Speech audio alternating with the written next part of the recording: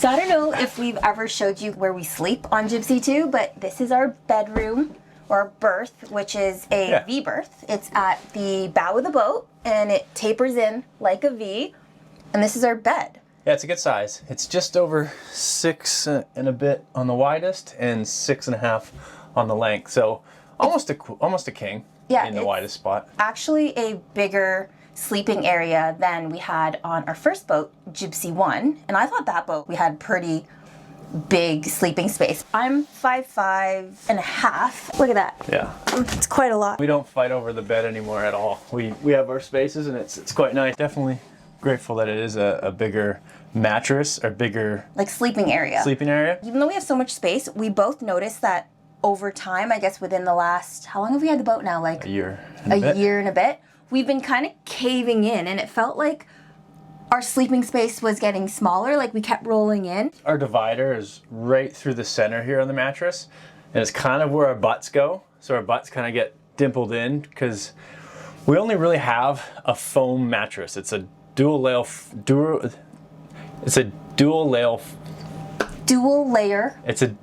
foam mattress, so it's like 5 inches of a dense foam and a couple inches of a softer foam. So over time, you just bag it out, and especially in the center with the V-berth slanted walls, you get pushed into the center. And then you wake up with the gnarliest lower back pain. I'm like, is it because we live in a boat, we're getting older, or do we have a shit mattress, or is it all three? It's a bit all three, but realistically, we just have a shitty mattress.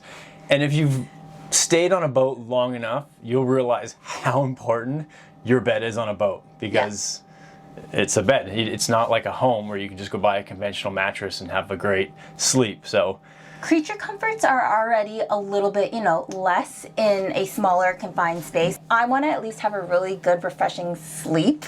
Yeah, when we can. Yeah, when we can, and especially if it's a foam mattress, most conventional foams, they sweat a lot because there's no breathability. There's just a solid slotted floor or a solid floor. You can drill a bunch of holes in the bottom, allow a little bit more aeration. And get ventilated matting, which we have, helps alleviate some of the condensation. But when you're in like the UK, where it is exceptionally damp, all the insulation is still not going to stop the condensation from the heat of our bodies going downwards. Yeah, your body just condensates. Yeah. So like if we lift up the mattress at night, we'll have like a pool of water underneath the dry mat that we have. So we're super excited to partner with Shipshape Bedding to revamp our whole sleeping bed situation. They're like a custom mattress company. They do custom mattresses, cushions, upholstery, even like custom sheets for your bedding. So really cool. The first step is templating it out because like Travis said, it's all custom. Every boat has a different shape sleeping area. Our boat is a custom boat as well. So there isn't like a general template. Like some production boats, they do have already templates for it because there's common, berths, but ours isn't. So they sent us... Yeah, you get a really cool template package. Comes with really good instructions, comes with some sticky pads, so if you don't want to have the templating material shift around, brochure here to talk about each individual mattress and what one and type you want to go with. It talks about the depths of each mattress and there's a little tape measure so you can like see what the depth's going to be on the bed. So I like that. And speaking of the depth, so if we get a higher mattress, it's like, let's get a 2-foot high mattress and we'll have a 7-foot long bed. We'll have more width, right? As long as we don't get affected by the headroom. Yeah, no, we could have so much more space. I know, but I was saying that the other day until I read this pamphlet. The best mattress you can get, the Marine Plus, is 7.5 inches. Do we gain anything from that? 7.5? Than what we were? No, it's about the same. It's an inch higher without the added memory foam that we put on top of that mattress. Okay, well it was an exciting thought for a moment. It'll be the same width, but that's perfect. But yeah, if we could raise it, then we get a wider mattress. Just seeing how this template kit is given, I'm sure their mattresses are going to be top notch. He likes it. Yeah. There's holes in it already. Then they give you these stickers, which is cool. It'll stop the template from moving around. Speaking of lower back pain. Why? Why what? all your little like, what do you call those things? Those like... Steph got me a cupping machine for Christmas. Yeah, and Travis just goes ham on it. And he looks like he got beat up. Well, just a week ago, I physically couldn't walk for a week. But that wasn't because of the bed. That was because we've been hitting the gym and Travis did an improper lift. And zing went his back. Yeah, I bulged a disc in my back. So you think? That's the only thing I could think of why I couldn't walk for a week. And my nerve pain was just insane. So I did a bunch of rehab workouts and now I'm able to move again. But you want a really good sleep. Oh yeah, so I'm super excited for this mattress because they're orthopedic too.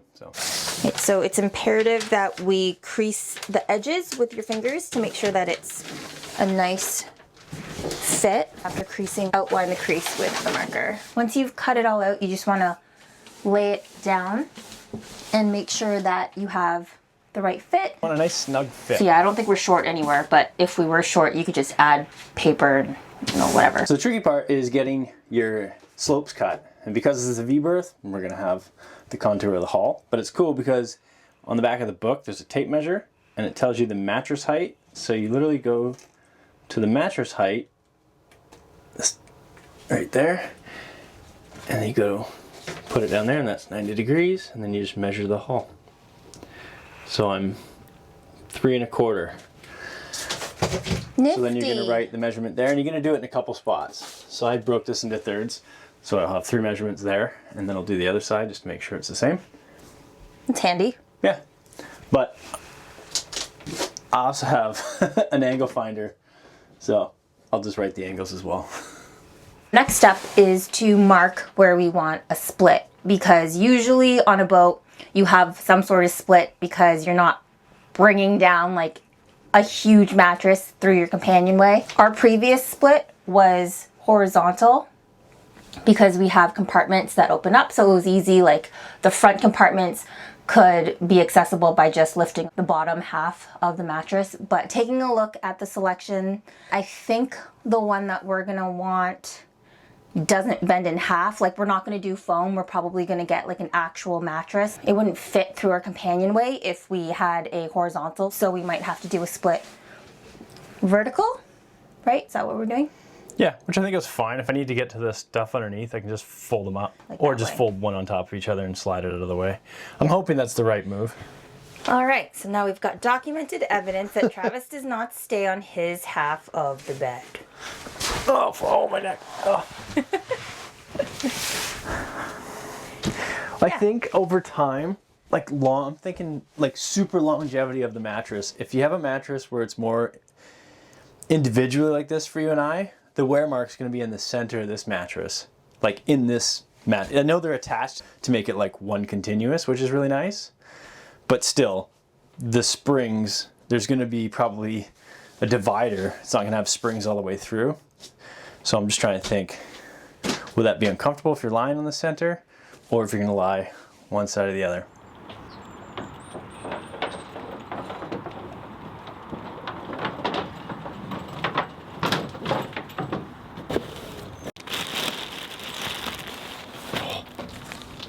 This thing is got to weigh like 50 plus pounds. Not a foam mattress. I don't know how they roll it up like this.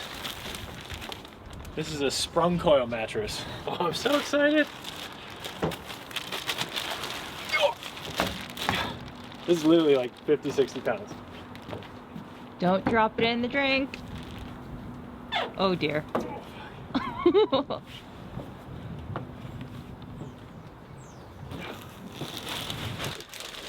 Bring it down. I got the rest.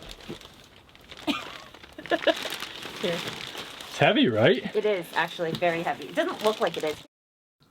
Okay, before we open up the mattress, we just wanted to show you that this is the matting that we have underneath that just helps aerate, like lifts the mattress up from the wood here to prevent condensation from building up, or less condensation anyway. Just allows the bottom of the mattress to breathe. Because if it does get condensation, at least it'll sit underneath this, not on the bottom of the mattress. This mattress has built-in layers of this stuff as well, so that's pretty cool. Yeah, we've always had this. We've had this on Jibsea 1 before. We just got this off of Defender. And yeah, any little bit helps. So figured we'd keep that bad boy on there. I'm worried that this thing is just gonna go because it's actual like metal spring coils in this. I don't know how they wrap it up like this.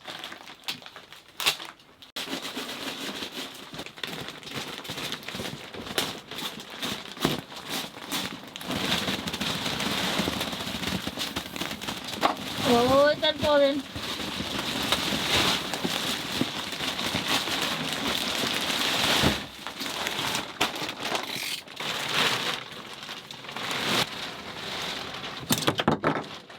No!